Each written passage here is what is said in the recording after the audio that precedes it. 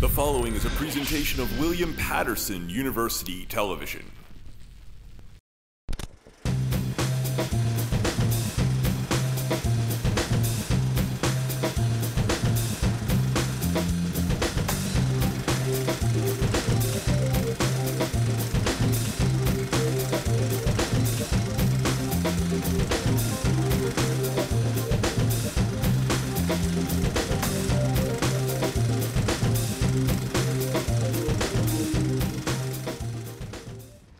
Welcome back to SFA Presents, where we exhibit the works of the talented filmmakers here at William Patterson University. I'm your host, Joanca Vallejo, and today we have a very special guest joining us. This person has won first place in the Alternative Advanced category in the 24th Annual SFA Film Festival, as well as second place in the New Jersey Young Filmmakers Festival for his original short film, Keg Warmer. Unfortunately, we were not able to get Tim Amatuli on the show. However, we do have the other co-director on board, but before we show this award-winning film, we'd like to present to you Joe Saulenas. Joe, how do you feel? I feel great. How do you feel? Thanks for asking. I feel great also. So good. Let's cut to the chase. All right. Keg Warmer. Keg Warmer. Keg Warmer. What was your inspiration behind this film? The inspiration? Once upon a time, me and my friend Tim, we went to high school together, and we had a lot of silly jokes based on wordplay. One of them was a pun on someone's name that we knew. His name was Keg Warmer, I believe. I know. And through one thing or another, we just started calling him Keg Warmer, just for fun. We didn't drink beer. We were good, docile little kids. And then when the time came to make a movie, we just kind of went off of that. Really? Yeah. Okay, very interesting background of how things came to be. Now, you shot this short on actual film. Why? Well, I think it was Tim's idea at the beginning to make something on film. Before we even had the idea for what the movie was going to be, we knew that we wanted to film it on Super 8 on a camera not unlike this one. And he approached me to work on it because I've done other film stuff before with still photography. I like using old cameras. And I guess we wanted to do something with a different kind of style, and we needed something that would fit that. So when we came up with Keg Warmer, we thought a silent film would be a good idea. Okay. This is a film with no speech, no talking. It's just some piano and some black and white movie.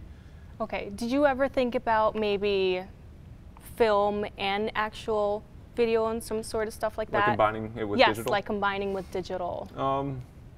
I guess we thought about it, but like we considered for a while because we didn't even know if the camera we got was going to work, or if when the footage came back from the lab, if it was just going to be blank. We were really afraid of that the whole way through, because it was kind of a one-shot thing that we had to do. So we considered bringing along a digital camera and like shooting things twice, but we settled for just doing it all in this camera.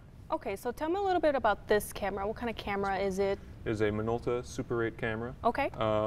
It has mostly automatic features. We got it off of eBay because it was the cheapest one available, and it was proven to have worked by the last person who sold it to us. Was it expensive?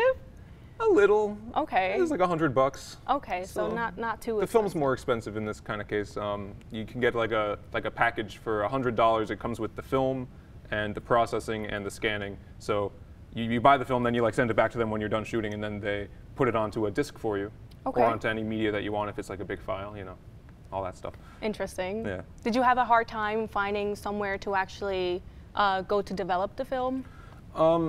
I think that I'd known about stuff ahead of time beforehand. I'd been looking into Super 8 filmmaking because I've always wanted to make something on real film. So I knew about this place. It's called Pro 8mm. They have a website where you can buy these things. They also sell cameras, but you know. Okay. Now, how was it directing alongside another great filmmaker? It was very fun. Did you bump heads a lot? No. So we wrote this film together. We met at our local diner every couple nights for the course of the summer, and we came up with all these ideas together. We take equal credit for everything because every time one of us just came up with something off the cuff, we just built off of it together. And directing was really nice because ahead of time we storyboarded everything, and any conflict we had in ideas, we usually had pretty good reasoning behind whatever stuff we went with. Okay. It was pretty painless because we were already friends. We understood each other. And directing together, I was the one who like actually manned the camera most of the time, whereas Tim, he'd like look at what I was doing and be like, okay, that looks pretty good. And then we'd go from there. All right, no problem. So I know that Keg Warmer was an inside joke. What does it mean? Could you put the rest of us on that inside?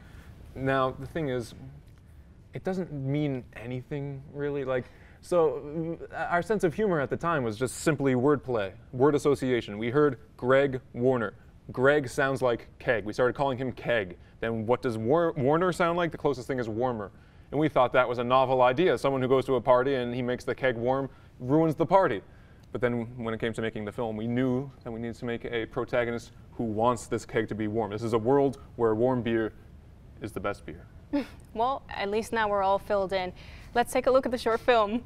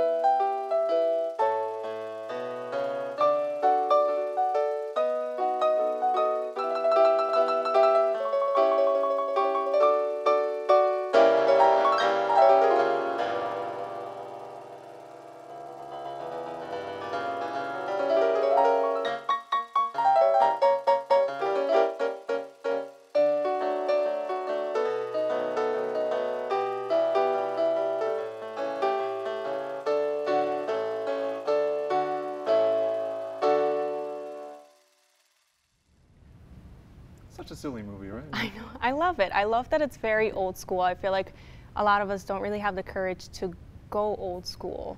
We wanted to make it done in an old-fashioned style, but like with with a premise that if you showed it to somebody from the 1920s, it would make zero sense to them, just because the sensibilities completely changed since then. That's something that we liked about it. We kind of were inspired by Buster Keaton for that. Like our main actor, we told him to like kind of not act for the most part, just to keep a straight face and just do weird stuff. And I think that that's what kind of sold some of the jokes a little more. Yeah, I did feel that sense of style. Now, tell me a little bit about the editing process. Oh, okay.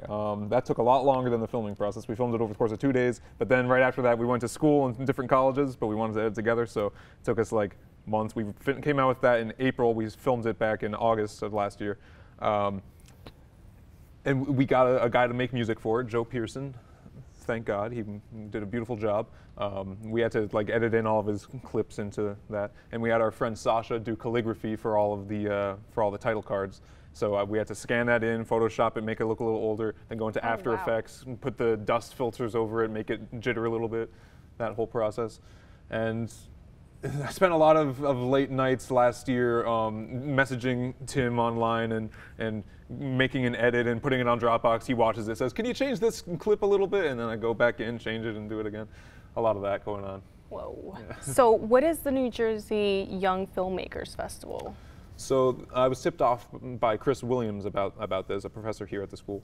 And it's a film festival that's held at the, it's connected to the Black Maria. It's a thing with Thomas Edison. It's like where his original film set was back in the old days when he invented filmmaking. And they hold a film festival every year, like a regular film festival, and then they have a student film festival, and that's what I sent mine into. And they had a lot of high school participants and a college category in which we got second place. Well, you must be very proud of yourself. I'm proud of you. I'm very proud of you. Now, should we be on the lookout for any other films that you may throw at us? Well, I'm working on a couple little things. I have a capstone that I'm going to make next semester. Still writing the script. It's about television. And can we get a little bit more than that? It's about a man who loves television and shapes his identity around television. Hello, TV audience. And he becomes absorbed by the television and something like that. It's about the effect that our media has on ourselves. And I'm also, I think in the next couple weeks, I'm going to come out with a small short film about pockets. Well, you know what? I think we're all going to be very excited to find those out. Now, for the moment of truth, I want to know, what advice would you have for other new and upcoming starting filmmakers? What advice? I would say, plan your movie. I mean, it works for some people to go in and kind of film off the cuff, but I found that for this movie, since we had a limited amount of film, we needed to have a distinct shot list, everything that we needed, and a very clear storyboard for every single shot. So when we were on set, we had the guide to go to, we had our Bible, and that was so useful. Every movie since then, I've really wanted to do that, because if I go into something without knowing ahead of time what I'm doing, then I'm lost. And I think that's really useful, at least for when you're starting out. I guess if you've been in it for a few decades, you're going to do that anyway, because you're going to be making stuff that has a lot of money if you're Steven Spielberg. But you know what I mean. That's some really good advice. Thank you. Thank you so much, Joe Saulenas. I'm happy to be. That is all the time that we have for today. Thank you so much to Joe Saulenas for being with us. The Student Film Association meets every Thursday from 12:30 p.m. to 1:30 p.m. at Hobart Hall in Screening Room 140A. Also, you can follow us on Instagram at WPU-SFA for more information on upcoming events. I'm your host, Joanca Vallejo. Thanks for watching, and tune in for next upcoming show.